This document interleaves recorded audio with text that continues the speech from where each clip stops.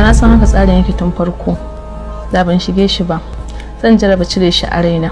Ba wacce zai aura sai ke ma ba wanda zaki aura sai shi. Idan dadi na ya dawo zan je mishi da maganganu da yawa a ciki har da magana auren mu.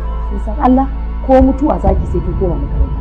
Ki tashi ki tafi tun kafin raina ya ɓaci da ke. Amma umma ke fa kika ce in manta da shi. To ta ya zan yi manta da shi idan ina ganin shi? Inna lillahi wa inna ilaihi raji'un. Umar kana son ka ce su mai ta shiga duniya kenan? Ba ce su mai ta shiga duniya ba. Kai ka sa ta a duniya Mahmud.